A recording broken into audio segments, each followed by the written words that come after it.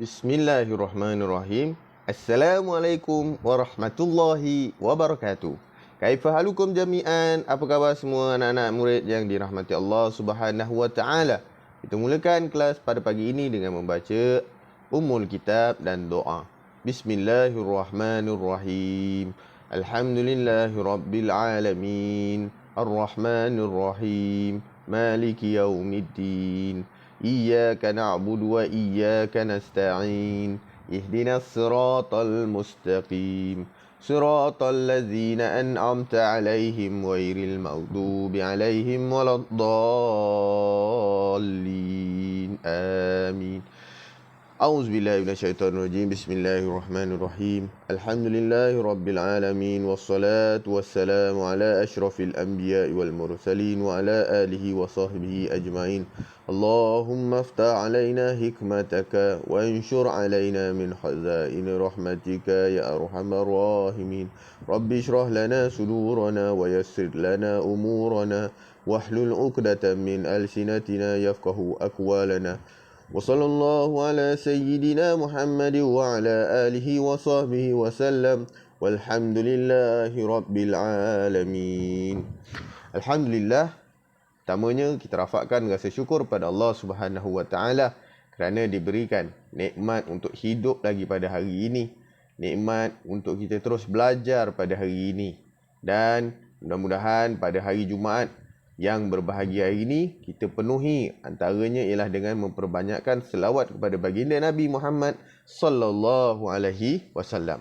Allahumma salli ala sayyidina Muhammad wa ala alihi wa sahbihi wa barik wa sallim. Allahumma salli ala sayyidina Muhammad wa ala alihi wa sahbihi wa barik wa sallim. Allahumma salli ala sayyidina Muhammad wa ala alihi wa sahbihi wa barik wa sallim. Baik. InsyaAllah untuk anak-anak yang dirahmati Allah Subhanahu wa taala, pada hari ini untuk kelas tahun 3, kita akan melihat berkaitan dengan suatu tajuk yang seterusnya, iaitu berkaitan dengan syurut wujub as-salat. Syurut wujub as-salat. Syurut. Apa maksud syurut? Kalau biasa orang tanya syurut ni, dia kata syurut ni syarat lah Ustaz. Syurut ni betul lah syartun. Syurut ni maksudnya ialah mufrad jamak kepada syartun, syarat. Apakah yang dimaksudkan dengan syarat? Syarat ni ialah perkara yang perlu dilakukan sebelum. Perkara yang perlu dilakukan sebelum. Kalau arkan, perkara semasa. Kalau dia kata syurut solat, syurut wujub solat, maksud kata sebelum dia nak melaksanakan solat tu, apakah perkara-perkara yang menyebabkan dia wajib solat.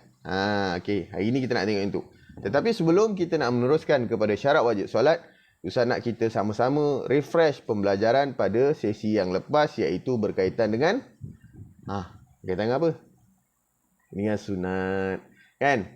Dalam sunat, dalam perbuatan solat ni dia ada perkara sunat, dia ada perkara wajib, kan? Jadi antara perkara sunat terbagi kepada dua, sunat hayat dan sunat abad. Sunat abad kamu pun telah pelajari semasa darjah 2. Sunat hayat kamu pelajari masa tahun 3. Okey. Jadi hari ini ni kita tengok sikit berkaitan dengan sunat hayat, sunat solat tu apa dia. Sunat hayat ni yang kita tengok masa darjah 3 ni lah. Okey, sunat hayat kita nak tengok apakah perkara-perkara yang termasuk di dalam perkara sunat hayat. Okey. Kita ulang kaji saja. Raf'ul yadaini, mengangkat tangan. Kan? Yarfa kaifaihi mustaqbilan bihima al-qiblat. Mengangkat tangan menghadap kiblat. Jangan macam ni pula. Kan? Dia mesti menghadap ke kiblat. Jangan tutup pula. Okey? Mestilah dibuka. An-nazaru ila mawdi'in sujud. Mata kita melihat kepada tempat sujud. Jangan tengok kiri kanan, tengok kiri atas bawah, kan? Kena tengok lepat pada tempat sujud. Seterusnya membaca doa al-iftitah. Doa pembukaan, kan? Masa kita bangkit. Takbiratul ihram. Kemudian kita baca Allahu akbaru kabira. Seterusnya membaca isti'azah, iaitu a'udzubillahi minasyaitonirrajim. Meminta perlindungan supaya kita tidak diganggu. Kemudian at-ta'min, membaca kalimah amin, kan? Selesai daripada membaca surah Al-Fatihah, waladdallin. Amin. Seterusnya, membaca sesuatu daripada Al-Quran. Qira'atu syai'in minal Quran ba'dal Fatihah. Membaca ayat-ayat Al-Quran. Surah pendek ke, surah panjang ke. Okey. Dan seterusnya, takbir indal intiqal. Allahu Akbar. Takbir ada dua. Satu, takbiratul ihram. Masa kita masuk solat tu, Allahu Akbar. Yang kedua ialah takbir intiqalat. Kita nak rukuk, Allahu Akbar. I'tidal, Allahu Akbar. Sujud, Allahu Akbar. Seterusnya, itu dipanggil takbir inda intiqalat. Takbir semasa berubah pergerakan, masa bergerak. Yang seterusnya, at-tasbih, membaca tasbih. Subhanallah, Subhana rabbiyal azimi wa bihamdi, Subhana rabbiyal a'la wa bihamdi, dan seterusnya. Okey? Baik, hari ini kita nak tengok berkaitan dengan pembelajaran kita, iaitu syurut wujub solat. Syurut, perkara apakah yang menyebabkan seseorang itu menjadi wajib untuk melaksanakan solat. Kalau dia tiada perkara syurut wujub ni, tiada perkara-perkara ni, maka dia tak wajib untuk solat. Kan? Kalau dia tak ada perkara ni, dia tak wajib untuk solat. Okey? Kalau dia ada perkara ni, barulah dia wajib solat. Boleh Okey, insya-Allah kita sama-sama tengok. Yang pertama, apakah perkara pertama syurut wujub yang pertama? Syurut wujub yang pertama, al-islamu muslimun zakaran au unsa fala tajibu ala kafirin. Okey, syurut wujub yang pertama ialah Islam. Maksud kata apa? Tidak diwajibkan ke atas orang kafir. Okey? Orang Islam ni maksudnya apa? Termasuklah dalamnya lelaki, termasuk dalamnya perempuan. Tetapi bila orang kafir, tak diwajibkan. Habis untunglah Ustaz jadi orang kafir. Pula dah dia cakap macam tu. Betul. Dia tak wajib solat. Tetapi dia akan diazab sebab apa? Sebab kekafiran dia tu. Okey, boleh. Lagi besarlah dia punya dosa dia tu. Kerana apa? Dia tidak beriman kepada Allah Subhanahu wa taala. Okey? Kita ni sebenarnya antara nikmat yang besar bagi diri kita ni adalah Islam. Dan solat ini adalah salah satu tanda kita ni bersyukur. Sebagaimana baginda Nabi SAW, dia solat. Baginda Nabi SAW solat sampai bengkak kaki baginda. Kan? Bila ditanya oleh isteri baginda, maka kenapakah baginda Nabi solat dengan Allahu Akbar, dengan sampai orang kata apa, bengkak-bengkak kaki, kan? Sedangkan baginda adalah kekasih Allah, dijamin syurga dan sebagainya. Maka baginda Nabi pun menjawab, kan, adakah salah untuk dia, baginda Nabi SAW, untuk menjadi orang yang bersyukur. Sebenarnya solat kita ini bukan kerana apa, tetapi adalah sebagai salah satu tanda kita bersyukur ke atas nikmat-nikmat yang telah diberikan oleh Allah. Antaranya nikmat Islam. Okey? Baik. Yang seterusnya al-bulugh. Bulugh ni maksud kata apa? Maksud kata dah sampai umur lah. Dah sampai umur. Akalnya tu dah boleh berfikir. Kan? La tajibu ala sabi li'adami taklifihi. Al-bulugh, maksud kata orang yang sudah balik, tidak diwajibkan ke atas sabi. Tidak diwajibkan ke atas bayi, ke atas kanak-kanak. Kerana dia belum ditaklifkan. Maksud kata dia ni belum ada dosa dan pahala lah. Kalau bayi-bayi apa semua tu kan, tak ada dosa lagi. Tetapi bila mana dah sampai pada tahap balik, maka dia perlu ataupun maka dia ada satu syarat wajib untuk menunaikan solat. Bagi lelaki, antara tanda dia balik ialah keluarnya air mani ataupun datangnya mimpi. Bagi perempuan, dia keluarnya darah haid. Boleh? Jelas Itu bulugh. Bulugh ni maksud kata dari segi akal dia dah boleh fikir lah, kan? Dia dah boleh fikir, dia dah boleh belajar dan sebagainya. Okey, yang seterusnya al-aqlu, kan? Al-aqlu. Apa maksud al-aqlu? Maksudnya berakal. La tajibu ala majnuni li'adami idrakihi.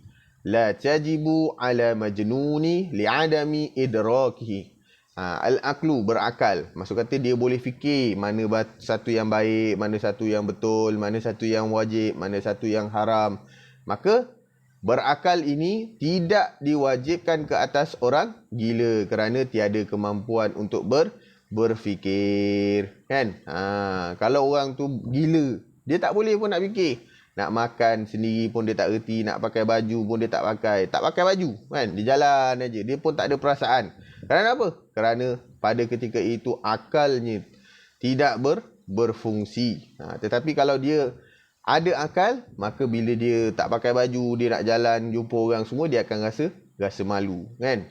Sebab tu orang kata kalau orang ni tak solat, sama ada boleh jadi orang tersebut orang gila, kan?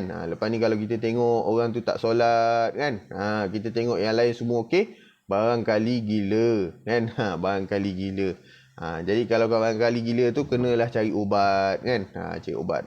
Okey, habis. Yang ketiga iaitu berakal. Yang seterusnya, keempat, ar-rabi'. Syurutul wujub ar-rabi' tahirun, iaitu suci, dalam keadaan yang suci. La tajibu ala haidin wa au nufasa'in li'adami sihhatihi minhuma. Tahir, iaitu mestilah berada dalam keadaan suci. Apakah maksud suci di sini? Suci daripada hadas. Suci daripada hadas. Hadas yang dimaksudkan ialah hadas darah haid, ataupun bagi orang yang selepas bersalin dia ada darah nifas. Orang-orang yang ni iaitu dia keluar darah haid ataupun keluar darah nifas, maka kalau dia melaksanakan solat, maka solatnya itu tidak sah. Jadi dia tak perlu solat lah, dan tak perlu qada. Nampak? Bagi orang yang haid dan nifas, sekiranya dia berada dalam keadaan haid dan nifas, dia tak perlu solat dan tidak perlu qada solatnya tersebut. Okey? Yang seterusnya, bulughu dakwah. Mestilah sampai kepadanya dakwah. Maksud kata dia dah mengetahui Islam, kan? Kawasan dia tu. Kan, kalau kata dia ni lahir-lahir aja terus duduk dalam hutan, ataupun macam cerita Tarzan. Pernah tengok cerita Tarzan? Kan? Cerita Tarzan, dia jalan-jalan naik kapal terbang dengan keluarga dia. Dia tinggal masuk dalam hutan, duduk kat hutan seorang-seorang, kan? Jadi ketika dia berada di dalam hutan tersebut, faiza lam tablughu da'watu fala yajibu alaihi qada. Kalau sekiranya tidak sampai kepadanya dakwah, maka tidak wajib ke atasnya untuk menggantikan solat. Tapi kalau kata dia duduk macam duduk dengan orang Islam, cuma dia dah pergi sekolah, kan? Tapi dia yang tak nak solat, yang itu wajib ganti. Tapi kalau dia macam cerita Tarzan tu, duduk kat dalam hutan, duduk sorang-sorang, tak ada orang ajar dia, duduk pun dengan gajah, kan? Duduk pun dengan orang-orang yang bukan Islam, tak pernah jumpa orang Islam, maka ketika itu dia tak wajib ganti. Tetapi bagi orang yang memang duduk dalam komuniti Islam, pergi sekolah agama tapi tak solat, yang itu orang tersebut wajib ganti, wajib qada untuk solat-solatnya. Okey? Jadi habislah untuk kita hari ini sesi pembelajaran kita berkaitan dengan syurut wujubus solat. Aktiviti yang kita nak buat pada hari ini ialah kita nak membuat suatu peta iting syurut wujub solat. Mudah je, kan? Dalam syurut wujub solat tu kamu tuliskanlah, buat peta iting ni, peta bulatan. Kamu tuliskan yang pertama apa dia? Yang pertama al-Islam. Syurut wujud yang pertama al-Islam. Yang kedua bulu. Yang ketiga al-aqlu. Yang keempat tahirun.